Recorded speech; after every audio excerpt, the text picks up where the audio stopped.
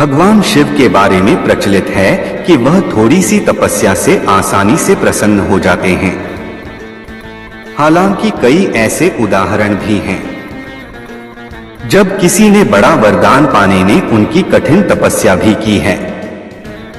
लंकाधिपति रावण ने भी अमृत का वरदान पाने के लिए भगवान शिव को अपने 10 सिर चढ़ा दिए थे। भगवान शिव से जुड़ी ऐसी ही एक और कहानी है जिसमें एक राक्षस ने शिवजी की घोर तपस्या कर उन्हें प्रसन्न किया था। हालांकि वरदान देकर भगवान शिव खुद ही मुसीबत में फंस गए थे। बाद में भगवान विष्णु ने उन्हें इस मुसीबत से छुटकारा दिलाया था। कहानी के मुताबिक एक बार महर्षि नारद धरती पर घूम रहे थे। रास्ते में उन्हें वृकासुर नाम का राक्षस मिला।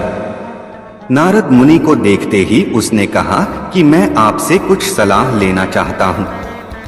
आप मुझे बताइए कि ब्रह्मा, विष्णु और महेश में कौन देवता जल्द प्रसन्न हो जाते हैं। महर्षि नारद ने बहुत सोचने के बाद कहा कि वैसे तो तुम तीनों महादेवों में से किसी की भी तपस्या कर सकते हो, लेकिन ब्रह्मा और विष्णु जल्दी प्रसन्न नहीं होते हैं। उनके लिए बहुत वर्षों तक कठिन तपस्या करनी पड़ती है। ये भी हो सकता है कि तुम्हारी आयु पूरी हो जाए लेकिन तपस्या पूरी न हो। भगवान शंकर थोड़ी आराधना से ही प्रसन्न हो जाते हैं। वे अपने भक्त की इच्छा पूरी करने के लिए सोच विचार नहीं करते हैं। वृकासुर ने भगवान शंकर की आराधना करने का फैसला किया और हिमालय के केदार क्षेत्र में जाकर आराधना करने लगा।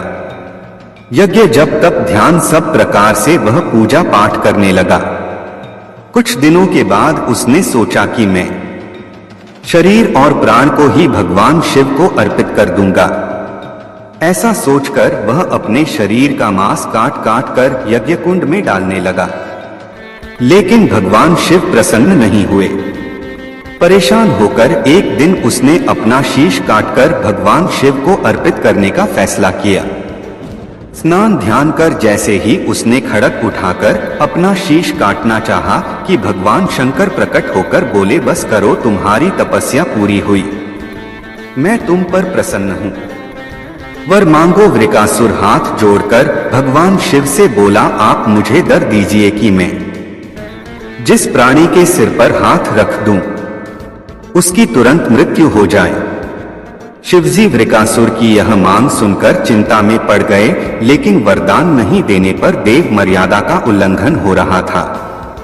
शिवजी वृकासुर से बोले कि तुम्हारी तपस्या व्यर्थ नहीं जाएगी। तुमने मुश्किल वरदान की कामना से तपस्या की थी, इसलिए तुम्हें तपस्या भी कठिन करनी पड़ी। जाओ, जैसा वर चाहते हो वैसा ही मिलेगा। वरदान पाते ही वृकासुर की आसुरी वृत्ति जाग गई। उसने कहा कि प्रभु, आपका यह वरदान सत्य है या नहीं, इसकी परीक्षा लेना चाहता हूं, इसलिए पहले आपके सिर पर ही हाथ रखकर देखता हूं कि इस वर में कितनी सत्यता है।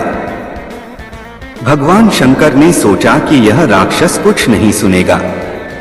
जब वृकासुर शिवजी के सिर पर हाथ रखने के लिए आगे बढ़ा तो वह वहां से भागने लगे। इस पर वृकासुर का क्रोध बढ़ गया। वह पीछा करते हुए चिल्लाया कि महर्षि नारद की तरह आपने भी मुझसे छल किया है। वरदान की परीक्षा से डरकर क्यों भाग रहे हैं। शिवजी भूमंडल छोड़कर देवलोक तक भागते रहे और वृकासुर भी उनका पीछा करता रहा। अंत में भगवान शिव विष्णु लोक पहुंचे और विष्णु जी को अपनी परेशानी बताई। विष्णु जी ने हंसकर कहा कि कुछ भी हो, आपके वरदान की सत्यता तो सिद्ध करनी ही होगी। भगवान विष्णु ने योग माया से एक वृद्ध तेजस्वी ब्रह्मचारी का स्वरूप बनाया और वृकासुर की ओर चल पड़े। भगवान विष्णु को जब वृकासुर आता हुआ दिखाई दिया तो उन्होंने आगे बढ़कर उसे प्रणाम किया। उन्होंने वृकासुर से कहा कि असुरराज कहां भागे जा रहे हैं। लगता है कि आप बहुत थक गए हैं, शरीर को थोड़ा आराम दीजिए, आप सब प्रकार से समर्थ हैं। फिर भी मेरे योग्य कोई काम हो तो बताइए। अक्सर लोग अपने मित्रों और सहायकों से ही अपने काम पूरा करा लेते हैं। एक तेजस्वी ब्रह्मचारी की बातें सुनकर वृकासुर ने शिवजी के वरदान और उसकी परीक्षा की बात बताई। इस पर ब्रह्मचारी हंसा और कहा कि तुम किसके वरदान की परीक्षा लेना चाहते हो? शिवजी का तो अपना कोई घर ही नहीं है। वह खुद भूतों प्रेतों के साथ घूमते रहते हैं। वह भला किसी को क्या वर देंगे? वर देने वाले तो ब्रह्मा और विष्णु ही हैं। विष्णु जी ने वृकासुर से कहा कि तुम्हें वरदानी होना था तो ब्रह्मा या विष्णु की आराधना करनी चाहिए थी। शिवजी के पीछे बेकार दौड़ रहे हो। वरदान देने वाला तो खुद इतना शक्तिशाली होता है कि उसके वरदान का असर खुद उस पर नहीं हो सकता है। उन्होंने तो तुम्हें झूठ मूठ का वरदान दिया है। तुम्हारी तपस्या बेकार चली गई। ब्रह्मचारी की बात सुनकर वृकासुर निराश हुआ। उसका मनोबल टूट गया। वह कहने लगा कि मुझे तो देवर्षि नारद ने शिव की आराधना करने को कहा था। ब्रह्मचारी ने कहा कि तुमने नारद मुनि पर भरोसा कर लिया। वह तो ऐसे घुमक्कड़ साधु हैं जो सभी को उल्टी सलाह ही देते हैं। अगर तुम्हें मेरी बात पर भरोसा नहीं हो तो अपने सिर पर हाथ रखकर देख लो कि कैसे शिव ने तुम्हें झूठा वर देकर बहकाया है। वृकासुर का मनोबल बुरी तरह टूट चुका था। उसे ब्रह्मचारी की बात पर भरोसा हो गया कि शिवजी ने भी उसके साथ छल कर झूठा वरदान दिया है।